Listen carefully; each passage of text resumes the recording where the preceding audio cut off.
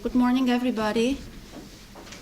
Thank you, first of all, for showing up so early, and once again, thank you for coming to our conference on the Voice of the Flank, a security forum. I will go right into the first topic of the agenda today without much further ado. To my right, I have the Foreign Minister of Romania, Mr. Bogdan Aurescu, who was very kind to accept to do the opening remarks for today's discussion. We are very proud and honored to have him here and looking forward to what he has to tell us. Thank you, Minister, for coming.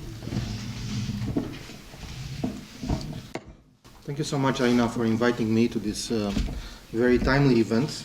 It is a relevant event, and again, very timely organized, just ahead of the meeting of the heads of state of Central and East European countries, which will take place tomorrow here in Bucharest. And I'm very sure this security forum will bring added value to the debate on the security situation and how to respond better to the threats and challenges at our borders. Allow me to refer today to a few aspects that I believe are particularly important. Above all, I believe it is essential to place the meeting that will take place tomorrow in a larger context, that is the context of NATO as a whole. The meeting, organized under the auspices of the Romanian and Polish presidents, demonstrates the interest across our region to enhance our common security. I think this is the most important aspect which has to be underlined. Our security, which is part and parcel of the Allied security. It reflects at the same time regional ownership and awareness in responding to the challenges faced by NATO, especially in the East, and the duties that we have as members of the alliance to contribute to the Euro-Atlantic security. The countries on the eastern flank are gathering in Bucharest to assess if we are doing enough to ensure our security, if we can do more to keep our alliance strong, responsive, and ready, if our deeds match the pledges that we have made in Wales, and to see what we can do, what are our priorities for the Warsaw Summit. Over a year ago, the Wales Summit adopted some important decisions to make the North Atlantic Alliance more prepared, ready to cope with the strategic challenges it faces in the East and in the South. The Readiness Action Plan, adopted in Wales, has been a natural reaction for the use of aggressive means and of rewriting the internationally recognized borders in Europe.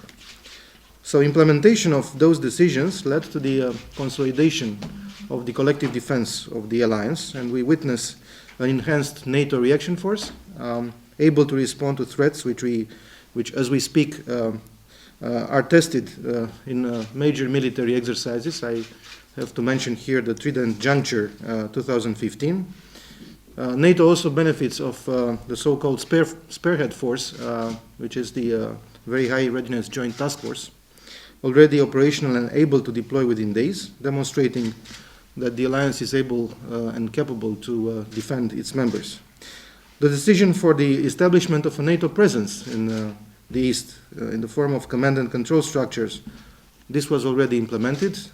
Two NATO multinational headquarters have been established, one in Poland, which is already operational, and the other one in Romania that will reach the initial operational capability by the Warsaw Summit. Bilaterally, allies on the eastern flank have been working closely with the United States to accomplish the projects under the European Reassurance Initiative, which is, as you know, a US program for the reassurance of our countries, which demonstrates the commitment of the United States for the European security.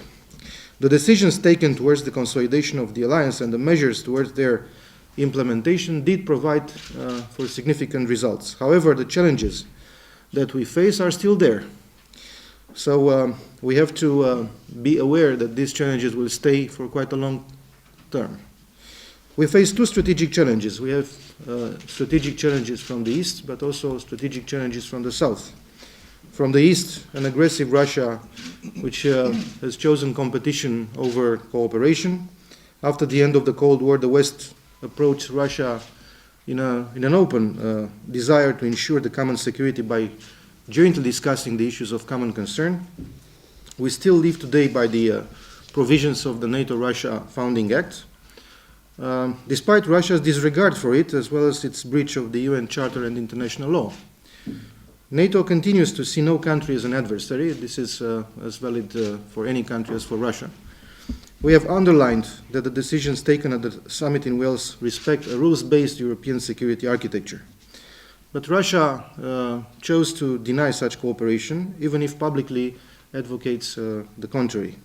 Its military doctrine sees NATO as an adversary. Its leaders make easily threats to other countries which pursue the development of legitimate self-defense capabilities. It continues to project force even beyond what it used to consider its sphere of influence. On the eastern flank of NATO, we are confronted every day with Russian military activities, constantly testing our solidarity. So despite our measures in Wales and the good progress in their implementation, the situation in the East still deteriorated, with increased pressure both on partners and allied nations, and of course the military build-up of Russia in the Baltic and Black Seas. That is why I have pointed out that NATO needs a strategic review of the security challenges in the Black Sea, and we are happy that this process is already underway. In the south, the spread of conflicts across North Africa and the Middle East, fueled by terrorist and radical movements such as Daesh, has shown that a volatile and challenging security environment has grown on our doorstep. The migration phenomenon adds an important humanitarian dimension to the security threat posed by terrorism. So against this challenging background, our common aim is to consolidate the Allied solidarity. And we have to be clear that our security is indivisible. This is our purpose. During the last couple of years, we have seen new crises superseding the previous ones. Our resources became strained, our capacity to respond overstretched. So in this context, it is the deepening of crises within and around NATO and the EU that forces us to stay focused on our shared interests, our strategic interests, and the array of complicating surrounding threats. That is why Romania advocates for an alliance prepared to successfully meet in an integrated manner both strategic challenges coming from the East and from the South. Despite continued unfolding crises, all allies need to stay united and in full solidarity. Democracy, cooperation, respect for international law are not just words on paper, they are pledges we have to live by. NATO's eastern flank is sending a message of commitment on continuing enhancing our defense capability to efficiently respond these challenges. Consolidation of the Allied collective defense posture is essential. At the same time, the continuation of the adaptation process of NATO is essential. NATO needs to be able to cope with these challenges. All this process needs to be done under the aegis of the fundamental values of unity, solidarity, and cohesion. And part of this adaptation involves our partners, NATO's partners. With all these factors in mind, at the NATO Ministerial in Antalya in May, I have advanced the proposal of an integrated NATO policy with two legs, one for the East and one for the South, exactly with a view to engage partners while addressing their specific needs in order to advance stability and prevent conflict. Achieving the full potential of NATO-EU cooperation is also a prerequisite for joint added value in answering these challenges. Such an effort would also benefit the consolidation of an arch of stability at the eastern and southern borders of NATO and the EU. We will continue to underscore the importance of a solid transatlantic relationship based on a proper commitment to fully undertake the security costs and responsibilities. As beneficiaries of the enlargement process of the alliance, Romania will continue also to promote the NATO open doors policy, admitting new members which share the Euro-Atlantic values and principles. I think it's the right policy, which no third country can veto. And we want to restate our pledge to ensure an adequate level of defense spending in line with the decisions adopted in Wales.